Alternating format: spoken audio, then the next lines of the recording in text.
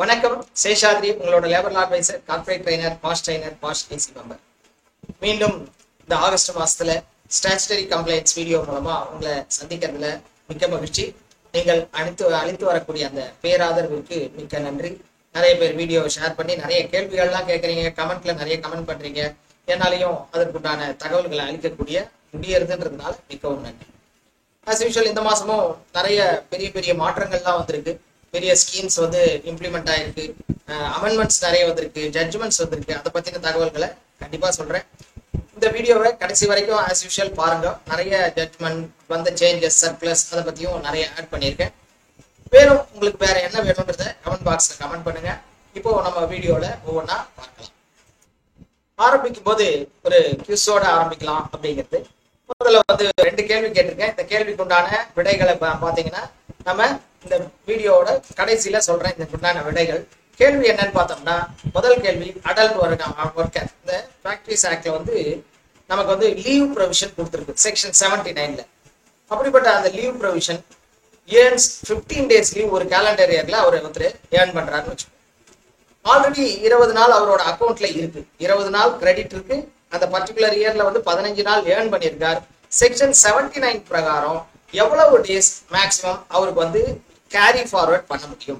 Section 79 பிரகாரம் carry forward எத்தனை நாள் இந்த நம்பருக்கு கொடுக்க முடியும்? அவருக்கு வந்து 15 நாள் ஏர்ன் பண்ணியிருக்கார், ஏற்கனவே 20 நாள் அவரோட கிரெடிட்ல இருக்கு. Option A 15, option B 20, option C 30, option D 35. இது முதல் கேள்வி. இரண்டாவது கேள்வி, is it necessary to mention the reason? ஒரு ப்ரொபேஷனை எக்ஸ்டென்ஷன் பண்றோம் அப்படின்னா அதுல ப்ரொபேஷன் ஏன் எக்ஸ்டென்ஷன் பண்றோம்ன்ற அந்த ரீசன் கொடுக்கணுமா அப்படிங்கிறது ரெண்டாவது கேள்வி. சிந்தனை பண்ணுங்க. கண்டிப்பா கடைசியில இதற்குண்டான தகவல்களை சொல்றேன். இந்த மாசத்துக்கு உண்டான ஸ்டாச்சுட்டரி கம்ப்ளைண்ட்ஸ் எதுவுமே இல்லை எக்ஸப்ட் 2. 2 வந்து என்னன்னா, ஒன்னு பிஎஃப்ல யூஸ்வல் கம்ப்ளைண்ட்ஸ் 15ஆம் தேதிக்குள்ள போன மாசம், அதாவது ஜூலை மாசத்து வேஜ் மந்த்துக்கு உண்டான பிஎஃப் இசிஆர் சலான் கிரியேட் பண்ணி கட்ட வேண்டியது. இன்டர்நேஷனல் ஒர்க்கர்ஸோட ரிட்டர்ன்ஸையும் போன மாசத்துக்கு உண்டான 15th ஆகஸ்டுக்குள்ள நம்ம ஃபைல் பண்ணி ஆகணும். அது வந்து முதல் இது. இரண்டாவது பாத்தீங்கன்னா இஎஸ்ஐயும் போன மாசத்துக்கு உண்டான இஎஸ்ஐ 15ஆம் தேதிக்குள்ள கட்டணும் அப்படிங்கிறது ரெண்டாவது தகவல். ட்ரைனிங்ஸ் பாத்தீங்கன்னா இந்த மாசமும் நிறைய உங்களோட அந்த இது வந்து ஆதரவு அதிகமா இருக்கு ஆன்லைன் ட்ரைனிங்ல. அதனால ஆன்லைன் ட்ரைனிங் 2 ட்ரைனிங் பிளான் பண்ணியிருக்கோம். ஒன்னு தமிழ்லயும், இன்னொன்னு இங்கிலீஷ்லயும். தமிழ்ல இருக்கக்கூடியது ட்ரைனிங் அண்ட் டெவலப்மெண்ட். ஒரு ட்ரைனிங் நீட் ஐடென்டிஃபிகேஷன்ல இருந்து ஆரம்பிச்சு எப்படிலாம் நம்ம டெவலப் பண்ண போறோம் அப்படிங்கிறது, அதனுடைய ரெக்கார்ட்ஸ் என்ன பண்ணணும், ஆடிட்டுக்கு என்னென்னலாம் ரெக்கார்ட்ஸ் மெயின்டைன் பண்ணணும், எப்படி ட்ரைனிங் கண்டக்ட் பண்ணணும், ஃபீட்பேக் எப்படி வாங்கணும், ROI ரிட்டர்ன் ஆஃப் இன்வெஸ்ட்மெண்ட் எப்படி கால்குலேட் பண்ணணும், எவ்ரிதிங் டோட்டலா ட்ரைனிங் அண்ட் டெவலப்மெண்ட் பத்தி ஒரு செஷன் தமிழ்ல. இன்னொரு செஷன் வந்து கோட் ஆன் வேஜஸ் அலசி ஆராயலாம். ஒவ்வொரு கோடா எடுத்து அலசி ஆராயலாம். இந்த மாசம் கோட் ஆன் வேஜஸ் எடுத்து அதுல இருக்கக்கூடிய எல்லா ப்ரொவிஷன்ஸையும் அலச போறோம். இது வந்து இங்கிலீஷ்ல இருக்கு. டைரக்ட் செஷன் பார்த்தோம்னா ஃபர்ஸ்ட் டைம் வெள்ளூர்ல வந்து பிளான் பண்ணியிருக்கோம். லீகல் கம்ப்ளைண்ட்ஸ் ஒரு கம்பெனினா என்னென்னலாம் ப்ரொவிஷன்ஸ் இருக்கணும், ரெஜிஸ்ட்ரேஷன்ல இருந்து ஸ்டார்ட் பண்ணி என்னென்ன ரெக்கார்ட்ஸ், மெயின்டெனன்ஸ், ஃபார்ம்ஸ் எல்லாத்தையும் கம்ப்ளீட்டா இன்க்ளூடிங் இது சோசியல் செக்யூரிட்டி பெனிஃபிட்ஸ் என்னென்ன எல்லாத்தையும் ஒரு 1 day ப்ரோக்ராமா வெள்ளூர்ல பிளான் பண்ணியிருக்கோம். இதுக்குண்டான தகவல்கள் மிஸ்டர் தினேஷை கான்டாக்ட் பண்ணிக்கலாம். அவரோட நம்பரும் அந்த ஸ்கிரீன்ல தெரியுது, அவரை கான்டாக்ட் பண்ணி தெரிஞ்சுக்கலாம். இது இல்லாம டெக்னிக்கல் செஷன்ஸ், இது இல்லாம 2 hours ஆன்லைன் வெபினார் செஷன்ஸும் இருக்கு. அதுக்குண்டான தகவல்களையும் மிஸ்டர் தினேஷை கான்டாக்ட் பண்ணுவோம். சிபிஐ பாயிண்ட்ஸ் பார்த்தோம்னா இந்த மாசம் ஜூன் மாசம் வரைக்கும் நமக்கு கிடைச்சிருக்கு. கொஞ்சம் 3 பாயிண்ட் இன்க்ரீஸ் ஆகி 342ல இருக்கு. இது பிடிஏ கால்குலேட் பண்றதுக்கு உபயோகமா இருக்கு. அடுத்ததா ஜட்ஜ்மெண்ட். அதுல ஜட்ஜ்மெண்ட்ல பார்க்கும்போது ஒவ்வொரு ஜட்ஜ்மெண்டா என்ன நிறைய ஜட்ஜ்மெண்ட்ஸ் வந்திருக்கு. அதுல ஒரு 8 ஜட்ஜ்மெண்ட் மிக முக்கியமா எடுத்து அதை பத்தி சொல்லலாம் அப்படின்னு. ஒன்று வந்து பாஷ் ஆக்ட் கீழே தெலுங்கானா ஹைகோர்ட் வந்து ஒரு ஜட்ஜ்மெண்ட் கொடுத்துருக்காங்க. இதுல என்னன்னா, ஒரு ஃபீமேல் எம்ப்ளாயி நிறைய லீவ் எடுக்கிறாங்க, அதுக்கப்புறமா வந்து சரியா ஒர்க் பண்ணல, புவர் பெர்ஃபார்மன்ஸ். அப்போ ஒரு மீட்டிங்ல வந்து ஒரு மேல் பாஸ், ஃபீமேல் வந்து அவங்க வந்து அசிஸ்டண்டா இருக்காங்க, இந்த மாதிரி இவ்வளவு நாள் லீவ் எல்லாம் எடுத்திருக்கீங்க, உங்களோட பெர்ஃபார்மன்ஸ் சரியில்லை அப்படின்றதெல்லாம் சொல்றாங்க. அப்படி கம்ப்ளைண்ட் பண்ணதை வந்து ஹியூமிலியேஷன் பண்ணியிருக்காரு, அது வந்து பாஷ் ஆக்ட் கீழே வரும் அப்படின்ற ஒரு கம்ப்ளைண்ட் கொடுத்து அது வந்து கோர்ட் வரைக்கும் போய் தெலுங்கானா ஹைகோர்ட் வந்து கடைசியா சொல்லிட்டு இந்த மாதிரி ஒர்க் ரிலேட்டட்லாம் அந்த செக்ஷன்ல கிடையவே கிடையாது, டெஃபினிஷன்ல இது செக்ஷுவல் ஹராஸ்மெண்ட் டெஃபினிஷன்ல வரவே வராது அப்படிங்கிறத தெலுங்கானா ஹைகோர்ட் கொடுத்துருக்கு. ஒர்க் விஷயமா நீ சரியா பெர்ஃபார்ம் பண்ணல அப்படின்னு 4 பேர் எதிர கேட்டதை வந்து ஹியூமிலியேஷன், அதை செக்ஷுவல் ஹராஸ்மெண்ட்ல வராது அப்படிங்கிறத தெலுங்கானா ஹைகோர்ட் சொல்லிருக்கு. அடுத்ததா வந்து unless there is a commencement of manufacturing work, employer is not liable to pay ESI. இந்த கேஸ் என்னன்னா, ஒரு கம்பெனி இருக்கு, அந்த கம்பெனி ஒர்க் ஆயிட்டு இருக்கு, இன்னொரு இடத்துல கம்பெனி வந்து ரன் பண்ணிட்டு இருக்காங்க. அங்க வந்து கன்ஸ்ட்ரக்ஷனுக்காக கான்ட்ராக்ட் கொடுத்துருக்காங்க. அந்த கான்ட்ராக்ட் கொடுக்கும்போது அங்க லேபர் சார்ஜஸ் பே பண்ணுவாங்க இல்லையா, அந்த லேபர் சார்ஜஸ் பே பண்ணிருக்காங்க. இஎஸ்ஐ என்ன நோட்டீஸ் கொடுத்துருக்கா, அது லேபர் சார்ஜஸ் நீங்க வந்து அந்த சைடுக்கு பே பண்ணீங்க, அதனால என்ன பண்ணணும், you have to pay ESI அவங்களுக்குலாம் அப்படின்னு ஒரு நோட்டீஸ் டிமாண்ட் பண்ணியிருக்காங்க.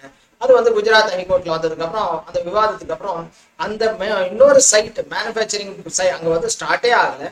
மேனுஃபேக்சரிங் ஸ்டார்ட் ஆனதுக்கு அப்புறம் தான் வந்து லைபிள் இஎஸ்ஐ லைபிலிட்டி வரும். அங்க கன்ஸ்ட்ரக்ஷன் போயிட்டு இருக்கும்போது அது இல்லாம கான்ட்ராக்டருக்கு தனி கோடு இருக்கு, அவரு தான் நீங்க கேட்கணுமே வழியே இந்த பிரின்சிபல் எம்ப்ளாயர் கிட்ட வந்து பண்ணக்கூடாது அப்படிங்கிறத குஜராத் ஹைகோர்ட் ஒரு ஜட்ஜ்மெண்ட் கொடுத்துருக்காங்க. இன்னொன்று வந்து principal employer cannot unilaterally change service condition of the contract workers. ஒரு கான்ட்ராக்ட் ஒர்க்கரோட அவரோட டேர்ம்ஸ் அண்ட் கண்டிஷன்ஸ் வந்து நாமளே சேஞ்ச் பண்ணிக்க முடியாது, அது வந்து டிஸ்கஸ் பண்ணி தான் சேஞ்ச் பண்ணணும் அப்படிங்கிறத டெல்லி ஹைகோர்ட் ஒரு ஜட்ஜ்மெண்டா கொடுத்துருக்காங்க. இன்னொன்று வந்து employee cannot be said to have withdrawn resignation. Resignation கொடுக்குறாரு. இந்த கேஸ்ல வந்து பாத்தீங்கன்னா அற்புதமா இருக்கு.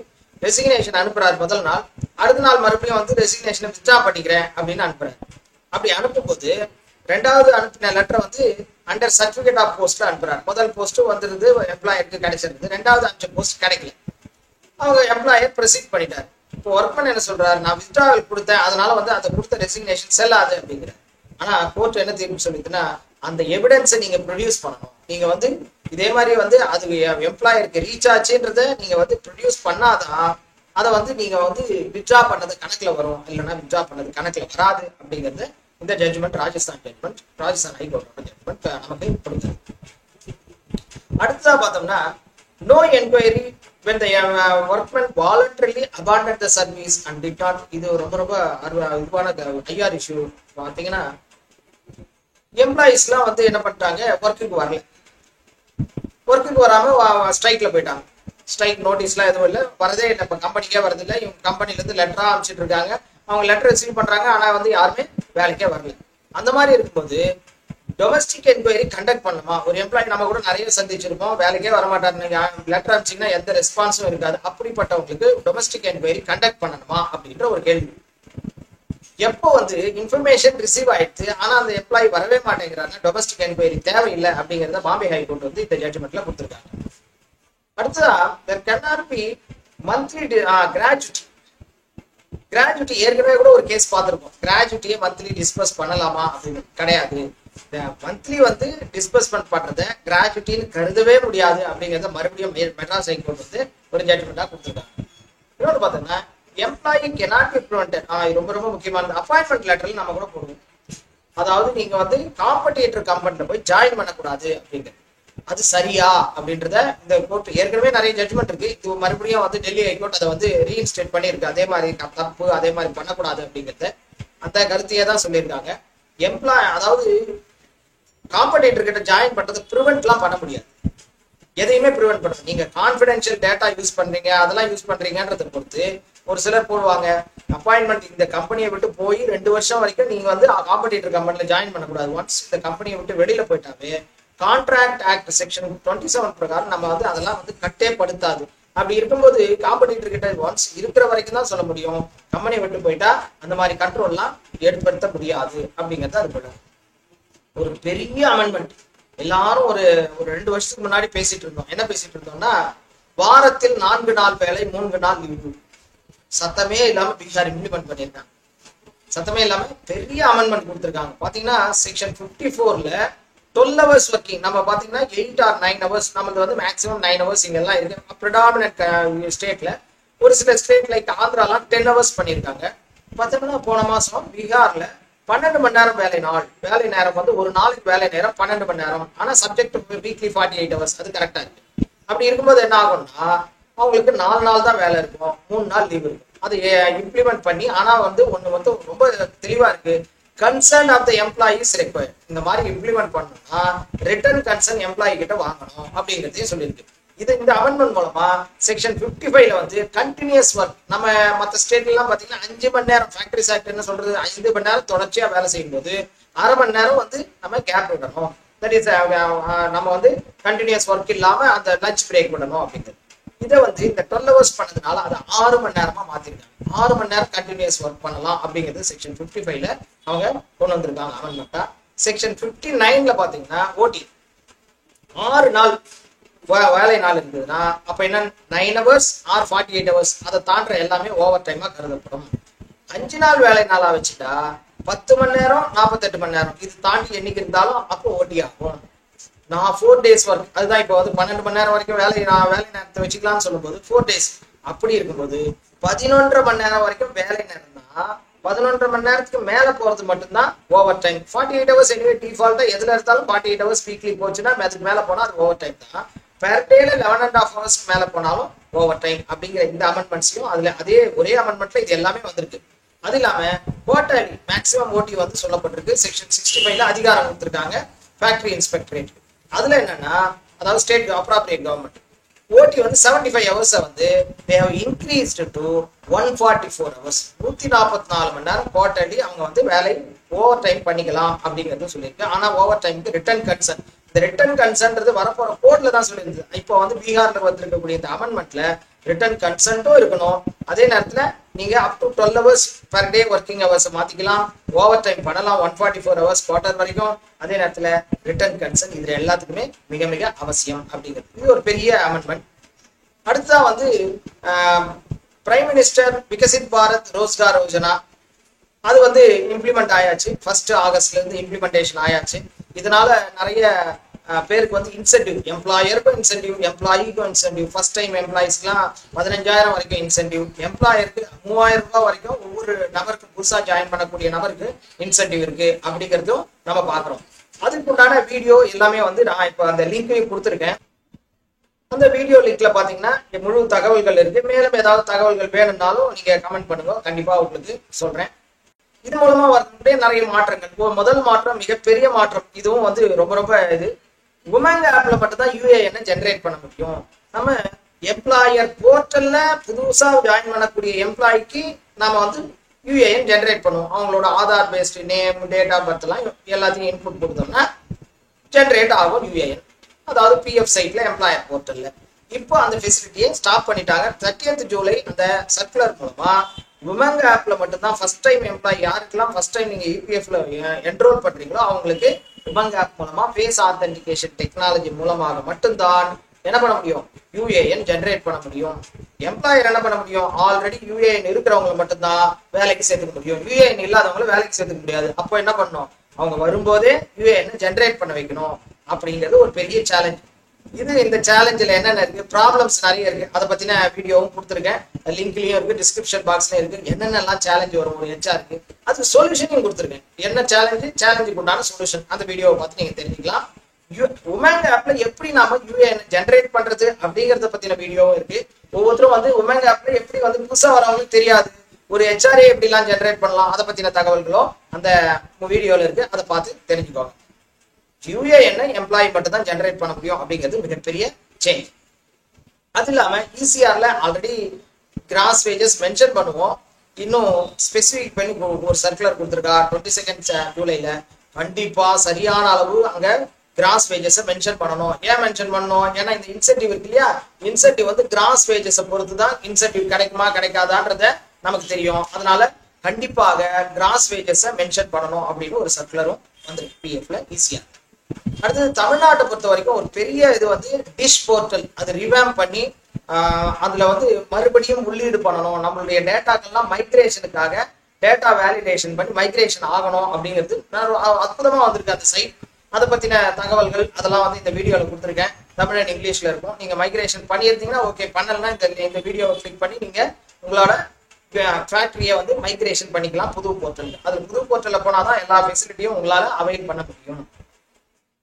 அடுத்தது தமிழ்நாட்டு கேட்டரிங் எஸ்டாப்ளிஷ்மெண்ட்ல யாராவது ரிஜிஸ்ட்ரேஷன் போனோம்னா இப்போ வந்து ஷாப் அண்ட் எஸ்டாப்ளிஷ்மெண்ட்ல ஆல்ரெடி இருக்கு, ஃபேக்டரிஸ் ஆக்ட்னே இருக்கு. தமிழ்ல தான் வந்து நோட்டீஸ் போர்டு நம்மளுடைய கம்பெனியோட பெயர் வந்து பெருசா தமிழ்ல இருக்கணும் அப்படிங்கிறது. கேட்டரிங் எஸ்டாப்ளிஷ்மெண்ட்டுக்கும் புதுசா கேட்டரிங் எஸ்டாப்ளிஷ்மெண்ட் அது ஒரு ரிஜிஸ்ட்ரேஷன் போனோம்னா ஃபார்ம் 1ல அந்த போட்டோவை அட்டாச் பண்ணணும்னு ஒரு அமெண்ட்மெண்ட் வந்து எங்க நேம் போர்டு வந்து தமிழ்ல பெருசா இருக்கக்கூடிய போட்டோவை கண்டிப்பா அட்டாச் பண்ணாதான் ரெஜிஸ்ட்ரேஷன் கிடைக்கும். அடுத்ததான் பாத்தீங்கன்னா லேபர் கோடை பத்தி பார்லிமெண்ட்ல விவாதிச்சிருக்காங்க. அதோட ஸ்டேட்டஸ் என்ன அப்படின்னு சொல்லும்போது அற்புதமா எல்லா ஸ்டேட்டுமே எல்லாமே ரெடியா தான் இருக்கு. 32 ஸ்டேட்ஸ் யூனியன் டெரிட்டரிலாம் டிராஃப்ட் ரூல்ஸ் எல்லாம் கூட ரெடி பண்ணிட்டாங்க. ஒரு சில ஸ்டேட்ஸ் மட்டும் தான் பண்ணாம இருக்காங்க. ஒன்று வந்து வெஸ்ட் பெங்கால், ரெண்டாவது லட்சத்தீவு ஒரு கோடு கூட அவங்க ரூல்ஸே ரெடி பண்ணல. தமிழ்நாட்டில் வந்து சோசியல் செக்யூரிட்டி கோடுக்கு வந்து இன்னும் ரூல்ஸ் எல்லாம் ரெடி பண்ணல. அது இல்லாம வந்து இந்த புதுசா வந்திருக்கக்கூடிய ஒர்க்கர்ஸ், என்ன worker, zig worker, platform worker, அவங்களுக்கு உண்டான சோசியல் செக்யூரிட்டி பத்திலாம் இன்னும் ப்ராப்பரான ஒரு ரூல்ஸோ ட்ரஸ்டோ அந்த அமௌண்ட்டோ ஃபார்ம் ஆகலை, ஃபண்ட் எல்லாம் ஃபார்ம் ஆகலை அப்படிங்கிறத ஸ்டேட்டஸ் சொல்லியிருக்காங்க. பட் டேட் எப்போ இம்ப்ளிமெண்ட் ஆகும் அப்படின்றத பத்தி அந்த சர்க்குலர்லாம் எதுவும் இல்லை. நாங்கள் பார்லிமெண்ட்லயும் அதை பத்தி சொல்லலை. கர்நாடகாவில் லேபர் வெல்ஃபேர் ஃபண்ட் ஸ்கீம், அந்த ஸ்கீம்ல பாத்தீங்கன்னா தமிழ்நாட்டிலையும் 25 ஆயிடுத்து. இப்போ கேரளாவில் 35,000 ரூபாய் வரைக்கும் சேலரி வாங்குறவங்களுக்கு இதுல இருக்கக்கூடிய எல்லாமே அவைல் பண்ணலாம் அப்படிங்கிறதையும், என்னென்ன ஃபெசிலிட்டிஸ் இருக்கு, இன்க்ளூடிங் மெட்டர்னிட்டி கூட ஒரு 10,000 rupees தனியா தராங்க. இப்படி நிறைய ஸ்கீமை பத்தி ஒரு சர்க்குலர் லேபர் வெல்ஃபேர் ஃபண்ட்ல கிடைக்கக்கூடிய ஸ்கீம்ஸ் கர்நாடகாவில். அடுத்ததான் வந்து கிராஸ் வேஜஸ் மென்ஷன் பண்ணணும் ஈசிஆர்ல அப்படிங்கிறது. இஎஸ்ஐல ஸ்ப்ரீ அப்படின்றது யாராவது எஸ்டாப்ளிஷ்மெண்ட் இஎஸ்ஐக்கு மேண்டேட்க்கு அவங்களுக்கு வந்து எலிஜிபிள் வந்தாச்சு, தே ஹாவ் டு ரிஜிஸ்டர் அப்படின்னு இருக்கக்கூடிய ஆர்கனைசேஷன் யாருன்னா இஎஸ்ஐ ரிஜிஸ்ட்ரேஷன் பண்ணாம இருந்தா அவங்களுக்கு பெனால்டி எல்லாம் உண்டு. ஆனா இந்த வருஷம் டிசம்பருக்குள்ள நீங்க ரெஜிஸ்ட்ரேஷன் பண்ணா எந்தவித பெனால்ட்டியும் இல்லாம ரெஜிஸ்ட்ரேஷன் பண்ணிக்கலாம்னு ஒரு ஸ்கீம். அதுதான் ஸ்ப்ரீ ஸ்கீம். ஆன்லைன்ல ரெஜிஸ்ட்ரேஷன் பண்ணலாம், இபிஎஃப்ஓ வெப்சைட்லயும் ஸ்ரம் சுவிதா போர்ட்டல்லையும் பண்ணலாம். அதை பத்தின அவேர்னஸ் எல்லாம் பண்ணி எல்லாருக்கும் சொல்லுங்க அப்படிங்கிறத இஎஸ்ஐ ஒரு சர்க்குலரா வெளியிட்டு இருக்காங்க. அப்புறம் பார்த்தோம்னா ஒரு சில ஸ்டேட்ஸ் நைட்ல விமன் ஒர்க் ஃபீமேல் ஒர்க் பண்ணா வந்து ஒர்க் பண்றதுக்கு உண்டான வரைமுறைகள் ஏற்கனவே வந்து சுப்ரீம் கோர்ட்டோட ஜட்ஜ்மெண்ட்டை பேஸ் பண்ணி அந்த வரைமுறைகள் போன மாசம் அதுக்கு முந்தின மாசம்லாம் கூட பாத்தீங்கன்னா நிறைய ஸ்டேட்ஸ் வந்து இன்க்ளூட் பண்ணிட்டே இருக்காங்க. அதுல இந்த மாசம் கிட்டத்தட்ட 3-4 ஸ்டேட் வந்து நைட் ஷிஃப்ட் ஒர்க்கை பத்தி பேசி அதுக்கு உண்டான ஜியோ வெளியிட்டு இருக்காங்க. சேம் தான், அதுல வந்து ரூல்ஸ் எல்லாம் எதுவும் மாறல. உமன் வந்து சூப்பர்வைசர் இருக்கணும், செக்யூரிட்டி உமன் இருக்கணும், டோர் ஸ்டெப்ல பிக்கப் டிராப் பண்ணணும், சிசிடிவி கவரேஜ் எல்லாம் இருக்கணும். அப்படிங்கிற அந்த கண்டிஷன்ஸோட விமன் வந்து நைட் ஷிஃப்ட்ல நைட் 7 மணிக்கு மேல காத்தால 6 மணிக்குள்ள வேலை செய்யலாம் அப்படிங்கிறத உத்தரப்பிரதேசம் சொல்லியிருக்கு. ஒடிசா கவர்மெண்ட் அதுவும் அவங்க ஒரு அமெண்ட்மெண்ட் கொடுத்துருக்காங்க நைட் ஷிஃப்ட்ல ரூல்ஸ் போட்டு. அடுத்த ஹிமாச்சல் பிரதேஷ் அவங்களும் வந்து நைட் ஷிஃப்ட்ல ஒர்க் பண்றதை பத்தி இந்த மாசம் நோட்டிபிகேஷன் கொடுத்து இம்ப்ளிமெண்ட் பண்ணியிருக்காங்க. பஞ்சாப்ல வந்து பாத்தீங்கன்னா ஆல்ரெடி இருக்கு. அதுக்கு வந்து அத்தாரிட்டி யாரு அப்படிங்கறத சொல்லியிருக்காங்க. அத்தாரிட்டி யாருன்னா இதே மாதிரி நைட் ஷிஃப்ட் டிசைட் பண்ணக்கூடிய அத்தாரிட்டி வந்து labour commissioner cum director of factories, அவருக்கு மட்டும் தான் அதிகாரம் இருக்கு அப்படிங்கிறத செக்ஷன் 66(1)(b)ல எப்படி கொடுத்துருக்கோ அது பிரகாரம் இவரை நியமிச்சிருக்காங்க அப்படிங்கிற ஒரு கசட்டையும் பார்க்கப்படுகிறது. அடுத்த மகாராஷ்டிரால வந்து இஎஸ்ஐ வந்து எஜுகேஷனல் இன்ஸ்டிடியூஷன், மெடிக்கல் இன்ஸ்டிடியூஷன் அதுக்கும் கவர் பண்றோம் அப்படிங்கிறத ஒரு ஜிஓவா வெளியிட்டு இருக்காங்க. இந்த தகவல்கள்லாம் இந்த சர்க்குலர்லாம் போன மாசம் வந்த ஜூலை மாசத்துல வந்த எல்லா அமெண்ட்மெண்ட்ஸ். சரி, கடைசிக்கு வந்துட்டோம். என்ன விடை அந்த கேள்விகளுக்கு? அடல்ட் ஒர்க்கர் 15 நாள் என்ன சட்டம் சொல்றது? செக்ஷன் 79ல கேரி ஃபார்வர்ட், அதை தானே இப்ப கேட்டிருக்கோம். செக்ஷன் 79ல எவ்வளவு நாள் கேரி ஃபார்வர்ட் மேக்சிமம் பண்ண முடியும் அப்படின்னா இதுல பாத்தீங்கன்னா 15 + 20 35 நாள் வருது. அதை சொல்லல. செக்ஷன் 79 சொன்னது 30 days. 35 உங்க ஆர்கனைசேஷன் கொடுக்கறதுனா அது பெனிஃபிட் ஆஃப் த எம்ப்ளாயி, அதை பண்ணலாம். ஆனா வந்து செக்ஷன் 79 சொல்றது 30 days மட்டும்தான். இது முதல் கேள்விக்கு உண்டான விடை. ரெண்டாவது கேள்வி வந்து பாத்தீங்கன்னா ப்ரொபேஷனுக்கு ரீசன் மென்ஷன் பண்ணணுமா? எக்ஸ்டென்ஷன் பண்ணும் போதோ கண்டிப்பா மென்ஷன் பண்ணணும். ஏன்னா பாம்பே ஹைகோர்ட் ஒன்று ஒரு ஜட்ஜ்மெண்ட்ல சொல்லியிருக்கா ப்ரொபேஷன்னா என்ன அப்படின்னு கேட்டு அதனுடைய நோக்கம் என்னன்னா probation is to enable the மேனேஜ்மெண்ட்டுக்கு தெரியணும் அவங்களுக்கு வந்து என்ன அசஸ் பண்ணணும்னா suitability of the employee during the probationary periodல அந்த எம்ப்ளாயி அந்த பொசிஷனுக்கு சூட்டபிளா ஆவாரா இல்லையா அப்படிங்கறத தெரியப்படுத்துறது தான் probationary period. அதனால அதை நீங்க எக்ஸ்டெண்ட் பண்றீங்கன்னா ரீசனை கண்டிப்பாக சொல்ல வேண்டும். இதுதான் இந்த மாசத்துக்கு உண்டான வீடியோ. இதை தவிர வேற ஏதாவது தகவல்கள் இருந்தா தயவு செஞ்சு கமெண்ட் பாக்ஸ்ல இது பண்ணுங்க. ஏதாவது இம்ப்ரூவ்மெண்ட் பண்ணணும்னாலும் கண்டிப்பா தகவலை வந்து கமெண்ட் பாக்ஸ்ல கமெண்ட் பண்ணுங்க. உங்களுக்காக மேலும் ஒரு தகவல்களோட மற்றும் ஒரு வீடியோல வரேன். இந்த வீடியோவை எல்லா HR ஃப்ரெண்டன்ட்டுக்கு தயவு செஞ்சு ஷேர் பண்ணுங்க. எல்லாருக்கும் இந்த பயனை அடைய வேண்டும். வணக்கம்.